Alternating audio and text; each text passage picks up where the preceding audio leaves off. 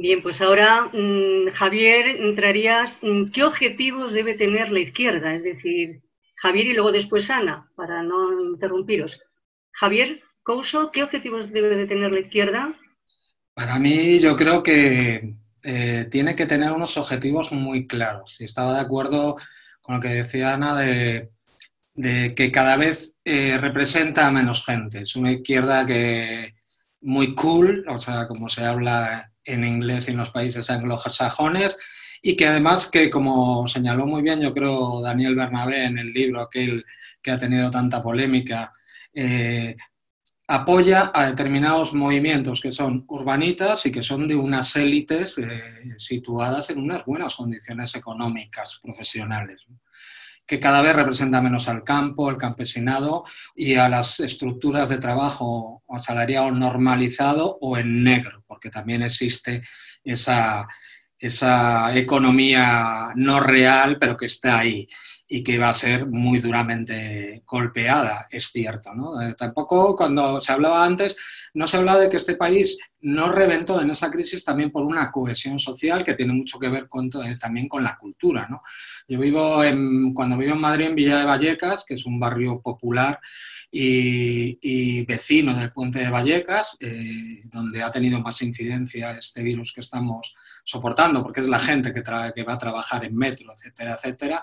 Y yo en mi barrio veo gente que no tiene a dónde salir. O sea, hay problemas de hambre en los niños, hay gente que no se puede ir de vacaciones, que no tiene ni siquiera coche, ¿no? Existe una parte de España que no sale y que esa izquierda ha dejado de representar, a pesar de que en Vallecas y en los dos, en Pueblo y en Villa, se sigue votando mayoritariamente a las diferentes que se llaman izquierdas.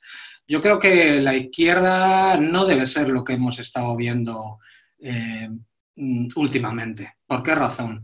Porque yo creo que ha sido una izquierda, y no me estoy refiriendo al PSOE, me estoy refiriendo a Izquierda Unida, a Podemos, etcétera, etcétera, que ha ido cambiando al paso de las encuestas su forma de pensar. Primero fue una reacción, además muy clara, contra Izquierda Unida, que tendría también sus problemas, yo los viví internamente, pero con un desprecio furibundo a ese millón de personas que han votado a Izquierda Unida en los momentos peores o mejores y que han representado una movilización social en sus pueblos y sus ciudades. Después se introdujo lo de no izquierda ni derecha y el populismo. Después que eran socialdemócratas, que no iban a entrar al gobierno y ahora que sí. Se ha olvidado, por tanto, por ejemplo, en el análisis de Europa. Hizo mucho daño a esta izquierda transformadora el liderazgo de Tsipras, de Syriza cuando llegó al gobierno. Yo creo que frente a lo que hablaba Lidia de Latinoamérica, los liderazgos son importantes. Liderazgos que no se arruguen. Y nos lo ha demostrado Cuba y Venezuela, donde hasta se han jugado la vida por intentar que sus países fueran soberanos y hubiera un poco de reparto social. Los ataques han sido, como tú hablabas, a la Unión Soviética sin parar hasta el día de hoy. Venezuela ahora vive una situación extrema por culpa de una guerra sofisticada económica que ha sido mejorada de lo que le pasó a Salvador Allende. Yo me he leído los papeles, porque yo también investigo desclasificados sobre el golpe de Estado en Chile, pero también en Brasil, en Guatemala, etcétera, etcétera, y siempre hay una guerra económica. Lo que pasa es que en un mundo que no tenemos, yo no lo hablaría de anarcocapitalismo, eso es una vertiente, ¿no?, de la desaparición de los estados, pero los grandes financieros a principios del siglo XX hablaban de la desaparición de los estados-nación, pero al final se han dado cuenta que hay que debilitarlos, o sea, hay que apartarlos de la posibilidad de intervenir en la economía, pero mantener sus estructuras, sobre todo para reprimir cuando la gente no soporta más una vida de precariedad que es la que se ha instalado, ¿no? Yo creo que la extrema derecha además crece porque la izquierda le hemos dejado el paso. Nosotros entramos después de 40 años de dictadura, que hay que recordar que lo permitió el anticomunismo de Estados Unidos, porque España, por su situación geográfica, era importante, sobre todo en los planes de la OTAN, que proponían enfrentarse a la Unión Soviética dentro de lo que es Europa y, por tanto, podía ser una retaguardia. De ahí vienen todas las bases militares que se pusieron aquí: Rota, Morón, Zaragoza, alguna en Galicia y alguna en Cataluña. Viene por eso. Y Franco se mantiene por eso. O sea, el dogal que se le puso al pueblo español fue por la aquiescencia de Estados Unidos y Gran Bretaña en su lucha contra la Unión Soviética.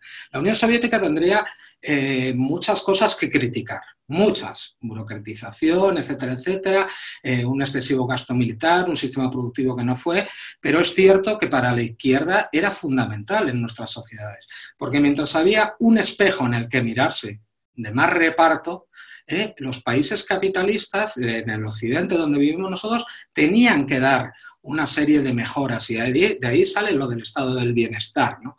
Que en España nunca llegó a ser, fue el estado del medioestar, más bien. Yo tocaba en una banda de rock, íbamos a Alemania, a las casas ocupadas, y conocíamos a gente que te recibía un salario social, cuando aquí no teníamos ni casa y teníamos que ocupar para vivir de ello, y trabajábamos de mensajeros y hacíamos huelgas, y yo, por ejemplo, estuve metido en listas negras, tuvimos que crear una cooperativa. O sea, ese estado, o cuando nació mi hija, que no nos dieron ni 200 pesetas de la época o 300 de ayuda a una familia precaria como era la nuestra. Entonces, para mí es importante señalar que la izquierda ha abandonado esos espacios de lucha. Cuando entramos en Europa, después de esos 40 años de oscuridad, Europa significaba la luz. Queríamos equipararnos a ellos. Nunca nos equiparemos, ni en gasto social, ni en política fiscal, ni en inversión en lo público. Si solo con cumplir algo de eso ya mejoraría muchísimo. Pero además es que en la génesis de la Unión Europea, ya desde el Acta Única Europea, lleva en sí el desarrollo de este capitalismo que estamos viviendo.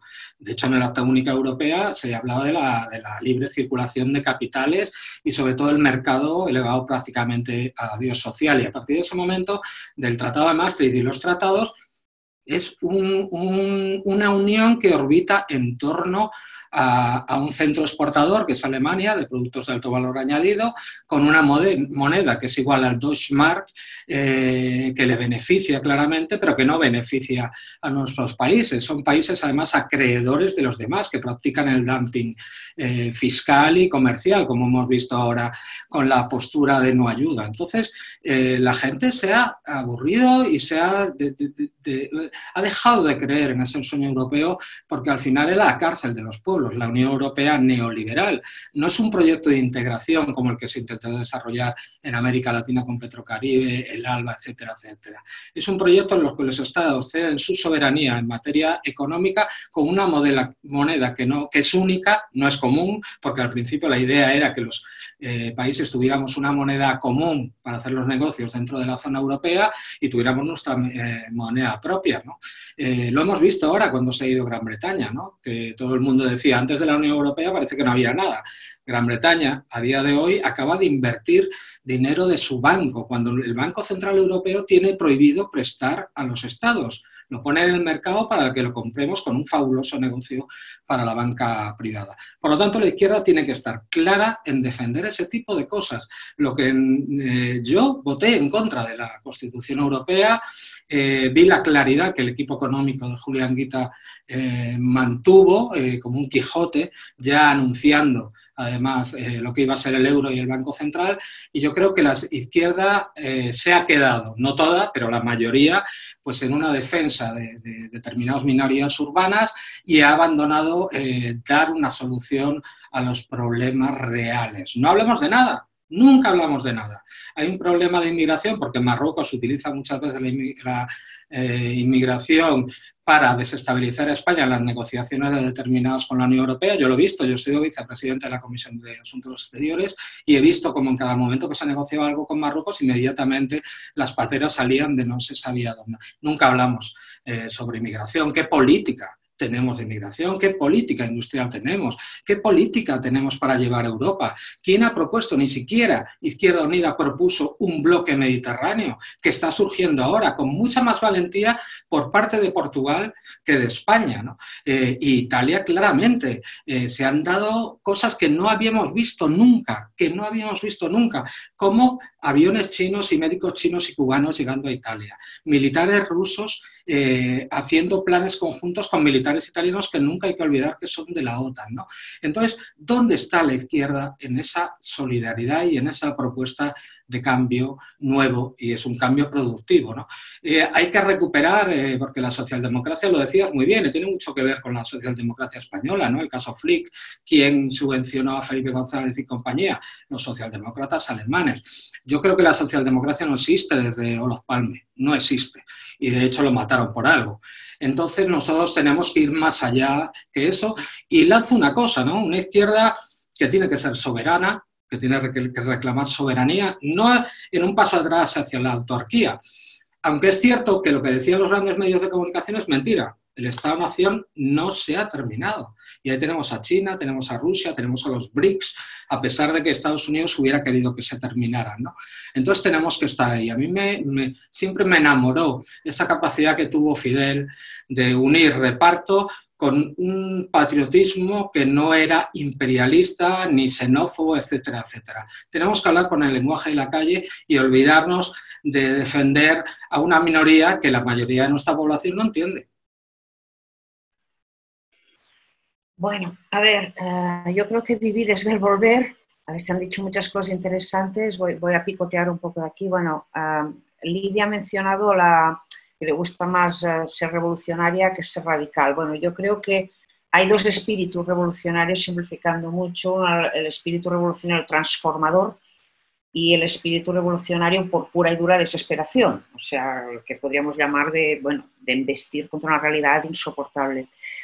Lo malo de la revolución transformadora es que no suele durar mucho ni la resisten muchos espíritus, porque, a ver, si todo el mundo fuera como Lidia, seguramente no harían falta revoluciones, pues el mundo ya sería de otra manera, pero precisamente porque la mayoría de la gente no es como Lidia, lo que tenemos son revoluciones a su manera. Vox es una revolución dañina, una revolución destructiva, una revolución tóxica. Entonces, yo creo que venimos de un gran pecado original. Aquí se ha hablado de los efectos que tuvo la caída de la Unión Soviética, la caída de la socialdemocracia. Bueno, yo creo que el pecado original de la izquierda es el mismo pecado original de Europa y es el mismo pecado original, de cierto modo, de toda la humanidad occidental. A ver, en realidad es mucho más extenso el periodo histórico en que las gentes han sido o muy pobres o muy ricas. Hemos vivido en sociedades espantosamente duales donde no existía nada ni remotamente parecido a la clase media. O eras rico o eras un muerto de hambre, eras un esclavo, eras un paria. Así ha sido durante casi toda la historia de la humanidad. A partir de la Ilustración y de una serie de avances del pensamiento nos acostumbramos a pensar en el progreso como una cosa lineal y en realidad a recordar nuestra historia bastante más embellecida de lo que fue.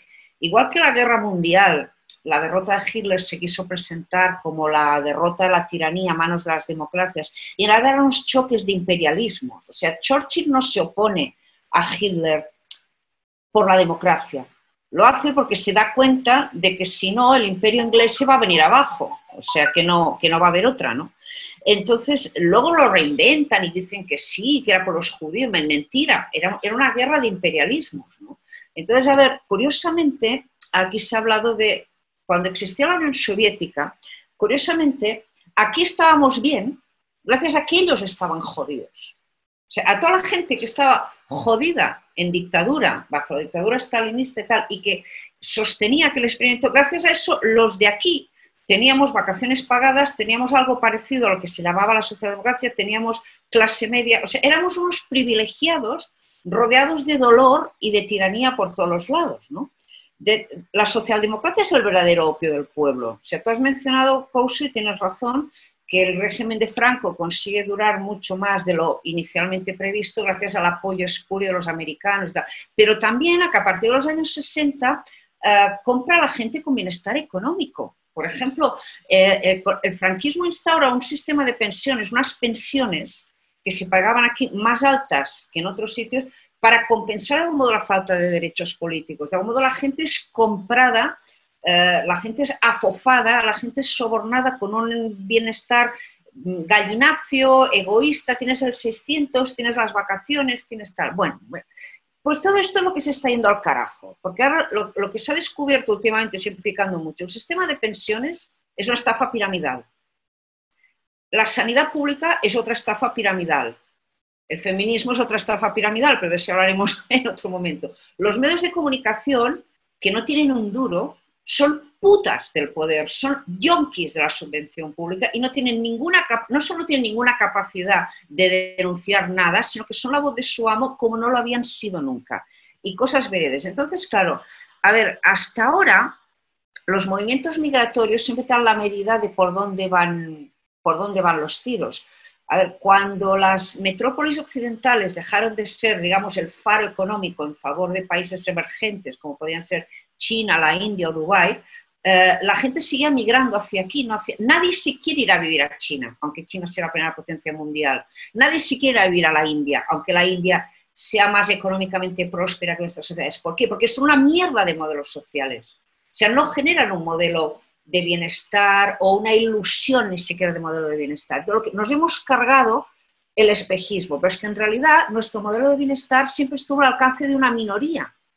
También era un poco como la otra gran estafa piramidal del sueño americano. Estaban los que lo tenían y los que creían que lo podían tener. Mis padres, que no habían podido ir a la universidad, estaban convencidos de que si yo iba a la universidad no me iba a faltar de nada. Y aquí estamos, y aquí andamos.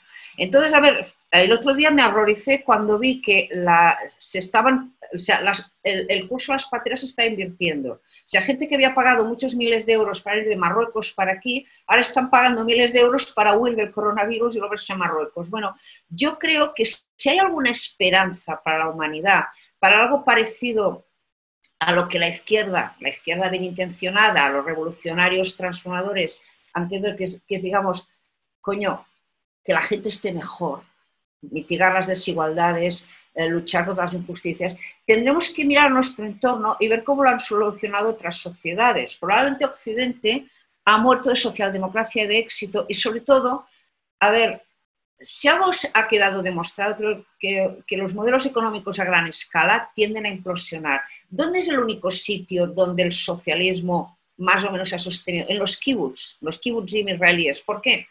O en las familias. Cualquier familia es una unidad socialista innata, porque tú lo que no harías por tu vecino, lo haces por tu padre, por tu hermana o por tu hijo. Entonces, a lo mejor hay que romper las grandes escalas y volver a la escala pequeña, ir de los imperios a las naciones, de las naciones a las ciudades a los pueblos, de los pueblos al campo, para reencontrarnos con lo humano y que, digamos, bueno, a lo mejor la compasión llegue donde no ha llegado la ideología. Bueno, sé que me lo estoy explicando de una manera muy caótica, pero creo que me entendéis. Creo que las 9 partes ocultas del iceberg que están aflorando un montón de contradicciones y, bueno, espero que esto sea el inicio de una reinvención de la humanidad, de toda la humanidad.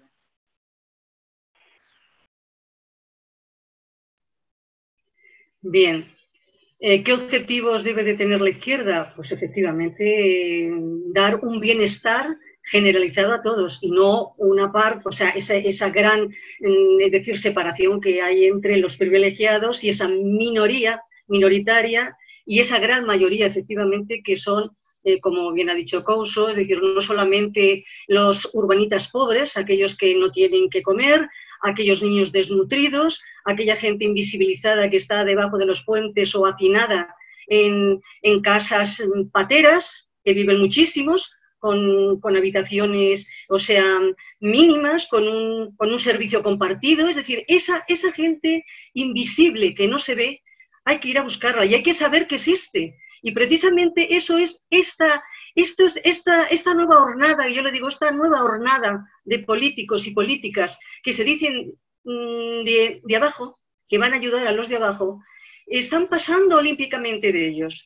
O sea, se han acomodado de tal forma y desgraciadamente también, en cierta manera, la sociedad se ha acomodado también un poquito a esto. Es decir, pero yo añadiría otro factor importante, la caridad.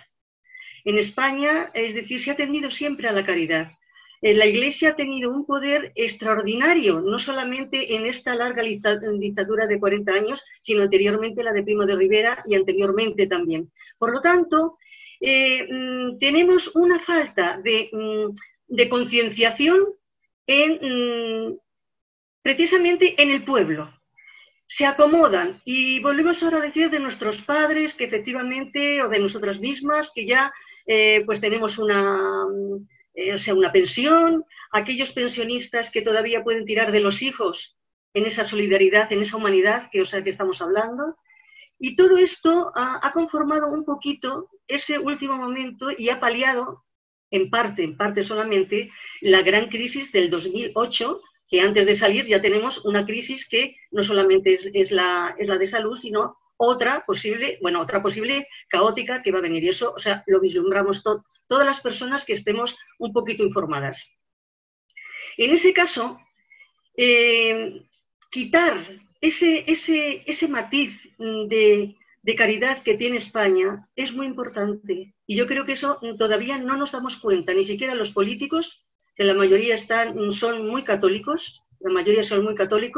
no nos hemos dado cuenta de que nuestra judicatura muchísima pertenece al Opus Dei, no nos hemos dado cuenta, en fin, algunos sí, evidentemente, hasta que eso también la sociedad no tome un poquito de conciencia de todo lo que arrastramos, de todas esas dictaduras y de toda esa dictadura de la Iglesia, que en realidad, o sea, es otra dictadura y es otro gran partido, yo le llamo, es que es el gran imperio también, en ideología, que lo tiene trasladado, en fin, a todos los lugares y a todos los continentes. Yo creo que eso es un factor que todavía nos quita a nosotros más como país para poder enfrentar y concienciar a esa necesaria izquierda que necesitamos. Porque si efectivamente no somos capaces, la izquierda poquita y disgregada además, si no somos capaces de esa izquierda despegada ya de esa no izquierda, yo ya le llamaría ya de esa izquierda acomodaticia, que bien lo sabemos que es Izquierda Unida, que ya está disgregada y disuelta prácticamente en Podemos, si no somos capaces de agruparnos y de poner en común, aunque sea unos mínimos, para poder avanzar, creo que sinceramente no me gustaría ser pesimista, pero soy más bien pesimista en ese sentido. Una izquierda es necesaria, una izquierda con unos parámetros de justicia social y por tanto de lo público. Lo público es muy importante y lo estamos viendo hoy más que nunca. Lo público. El Estado, con todos aquellos elementos que son necesarios de vital importancia, tienen que ser públicos, como luz, vivienda y otros menesteres. Igual que cuando tienen petróleo es el petróleo, nosotros, pues que como no lo tenemos evidentemente, pues tienen que ser otros factores. Y todo eso se ha vendido. Todo eso, empezando por el Partido Socialista, poquito a poco, empezó poquito a poco, abrió la puerta, pero desde luego el PP ya dio, es decir, el pistoletazo de salida para que esto fuera ya, es decir, aquí se hace rico uno rápidamente y además que no estamos ni siquiera en manos de nuestros bancos, sino que estamos en manos de los bancos alemanes. Es decir, nuestra deuda se la debemos a Alemania y esta deuda ya adquirida que ya está por el 100% del Producto Interior Bruto y va a subir, según algunos economistas ya se dice, a 130, 140%, no sé cómo vamos a salir. A un pueblo, se dijo en un momento que a un pueblo se le puede dominar o por la espada, antiguamente, en este caso serían por los cañones o por la metralla, o por la deuda. Y yo creo que nosotros, igual que Grecia, desgraciadamente, vamos a estar esclavizados por la deuda. Y en esos parámetros, la izquierda extraparlamentaria, la izquierda que todavía, en fin, se piensa y se siente como izquierda, si no somos capaces de aunar criterios y de ir en conjunto, el futuro lo veo sinceramente muy mal. Y no me gusta decirlo, pero es que es así, ¿eh? Si no somos capaces, si la izquierda, que se suponía que era la izquierda, ha abandonado sus principios, que eso lo vemos claramente, y la otra izquierda, que queda huérfana ante una situación, o sea, que tan amarga, y el ver que se han convertido en puros burócratas y en torcer el lenguaje, porque efectivamente cuando hablamos de ciertos aspectos, primero hay que darle una normalidad a un lenguaje maquiavélico para hacerlo normal, antes de ir hacia un país a hacerle la guerra, lo primero es que se prepara la opinión pública, ¿no? Y entonces se empieza a hablar mal, se empieza a hablar de armas químicas que no existen, se empieza a hablar de corrupción en otro país que no existe, para normalizar. O sea, se glorifica un lenguaje cuando se intenta hacer algo y se demoniza otro lenguaje, como es el radicalismo, eso es, vamos, una palabra nefasta, el comunismo, es decir, todo esto que no interesa se demoniza. Y entonces, con una opinión pública, mejor dicho, una opinión publicada, porque la opinión pública se forma con la opinión publicada. Y estos medios de comunicación, como bien se ha dicho, en manos de quién están, entonces tenemos mucho trabajo por delante, la izquierda que todavía pensamos que hay que dar la dignidad al pueblo y a los seres humanos y los derechos humanos. Así que, nada más, Lidia. Serías Lidia. ¿Me enchufas? Uh-huh. Ya estoy conectada, sí. Bueno, yo no me conformo con las reformitas que nos están pidiendo en este momento, con los pequeños avances que hemos perdido, además. Por eso quiero hacer la revolución, ¿verdad? Yo con que le den una comida al día a los más hambrientos y con que la sanidad pública no funcione tan mal como está funcionando ahora y con que no sé qué más, porque lo demás ya ni se plantea, ¿no? Por ejemplo, no se plantea la república en nuestro país. Nos arrebataron sangrientamente la república y somos 4 las que estamos reclamando. Pero yo estoy convencida de que sin república no avanzaremos nada, porque todo esto que pedís, ¿cómo lo vamos a conseguir? ¿Con qué fuerza tenemos? El capital se ha enseñoreado del mundo. Yo no estuve de acuerdo, no sé si te he entendido bien, Javier, cuando has dicho que estábamos pendientes de Europa y de participar de esa Europa del bienestar. Yo no estuve nunca de acuerdo con entrar en Europa. Luego me contestas, para no cruzar las intervenciones. Yo no estuve de acuerdo. Nosotras, en Poder y Libertad, la revista del Partido Feminista, el año 92, cuando el Tratado de Maastricht, hicimos un trabajo muy completo. Me gustaría que se hubiera difundido más, aunque se agotó el número entonces. Y lo tratamos, puesto que era la revista del Partido Feminista, el Maastricht de las mujeres.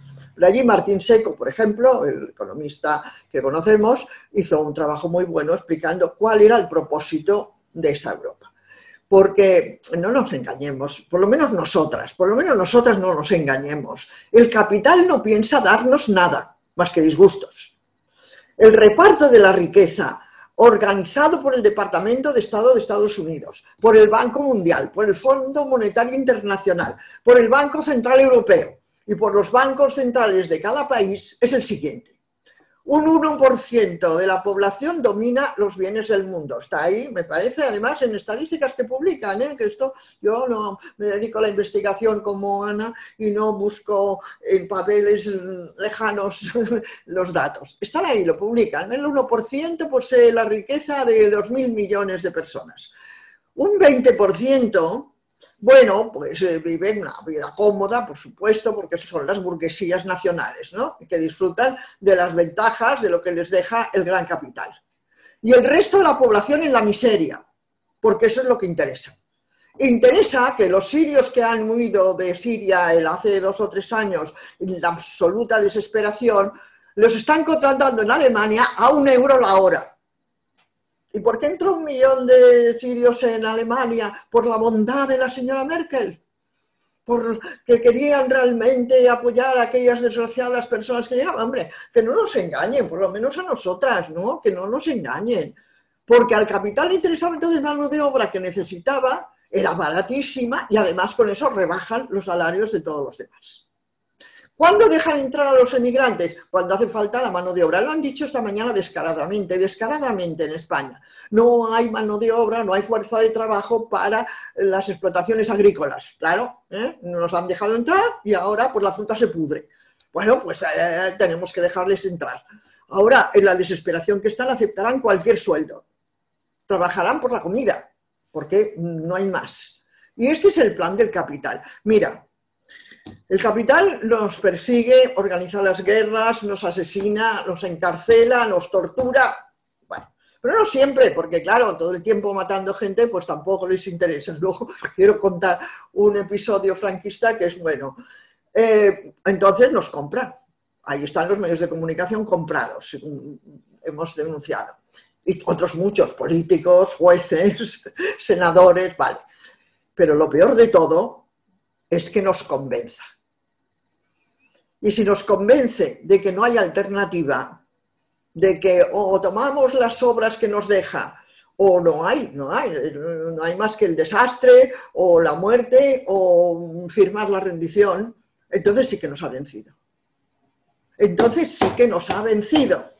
Y esto es lo que le ha pasado a la izquierda, metiendo a la izquierda incluso el Partido Socialista. Porque el Partido Socialista Obrero Español, el año 36, lideró el Frente Popular.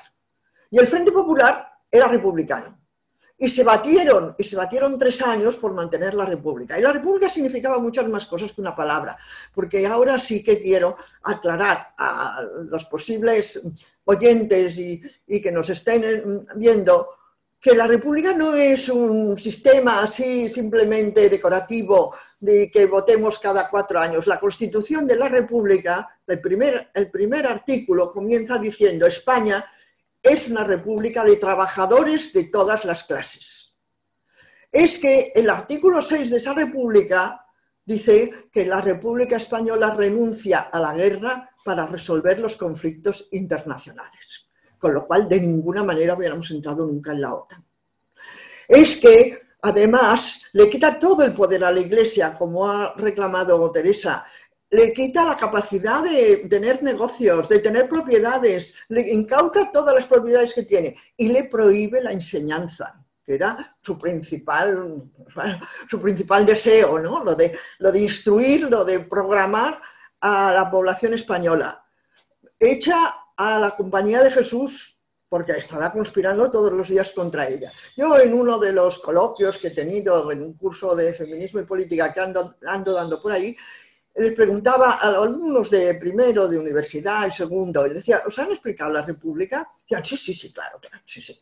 Bueno, pues entonces sabréis que metieron en la cárcel a Juan Marc. Bueno, no sabían quién era Juan Marc, claro.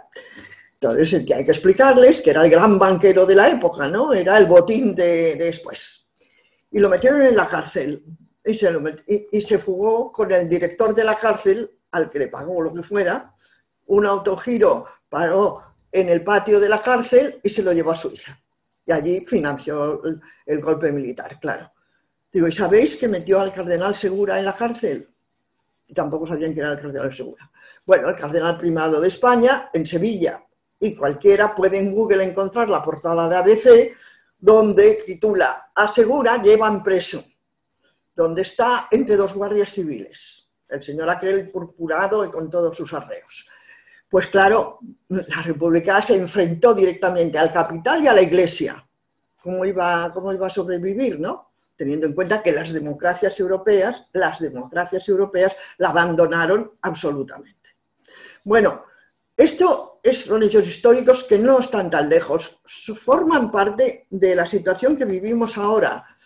Cuando se une la Unión Soviética, a la que colaboró muy activamente la socialdemocracia internacional, porque persiguió a los comunistas en la Alemania occidental, el Partido Comunista estaba prohibido.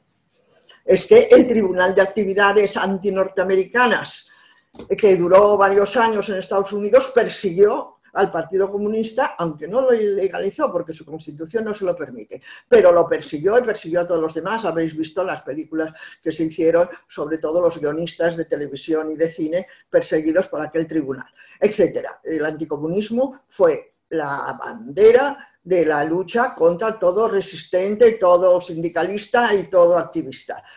Y claro está, cuando se hunde el único muro que teníamos de apoyo, pues el capital se enseñorea del planeta.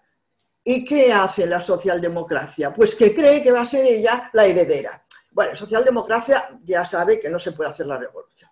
Además, el sistema comunista es muy malo, persigue las libertades. Por tanto, ¿qué tenemos que hacer? Aguantar el capital, pero vamos a arrancarle unas pequeñas ventajitas. La sanidad, la educación, la asistencia social, no sé qué. Pues ni siquiera eso. Porque cuando las amplias masas empezaron a ver que las ventajas de la socialdemocracia tampoco eran tantas, empezaron a dejar de votarla. Y toda la Europa socialista o socialdemócrata pues se ha convertido entre liberal, populista y fascista.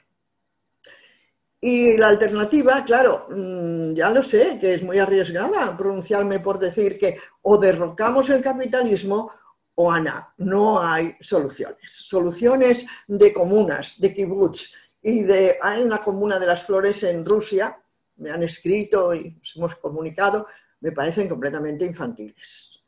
Aquí, los 7.500 millones que hay de personas en el mundo, el 80% está muriendo de hambre, de persecución, de guerras, de desesperación. Y eso no se arregla con unos cuantos kibbutz, a menos que nos consolemos, claro, porque al fin y al cabo la socialdemocracia es una consolación, como también ahora estos que me sacan de quicio. Mira, os lo tengo que decir porque es que estoy cada vez más rabiosa, estoy temiendo que empiecen ahora a aplaudir como aplauden cada tarde a las 8 de la tarde, ¿no?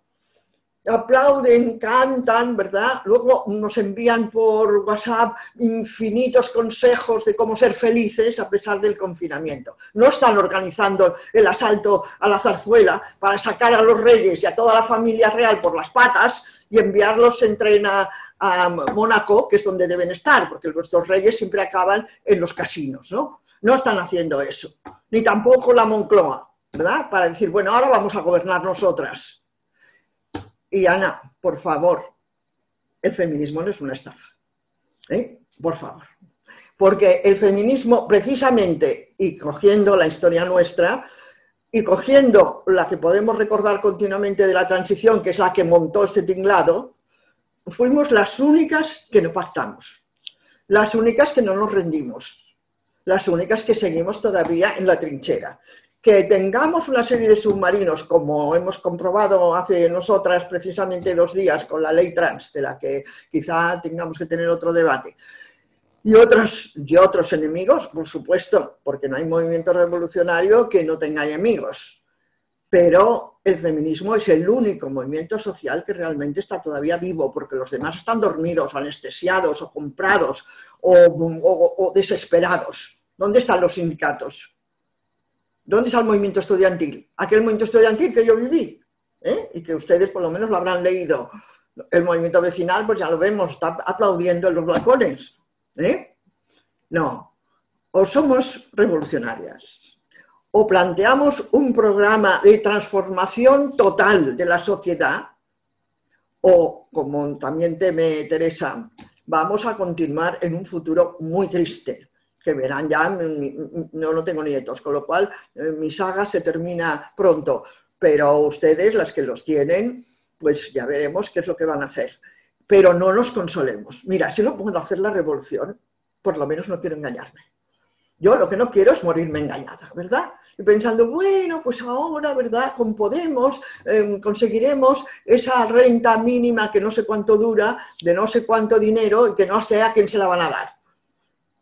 Mientras tanto, ni se abole la prostitución, ni se prohíbe la pornografía, ni se acaba con el maltrato y los asesinatos de mujeres. Y además, encima amenazan con aprobar la ley trans. Esa cosa inmunda con la que nos quieren convertir en transhumanos. Ya no seremos seres humanos. Protestemos firmemente, no nos conformemos con nada.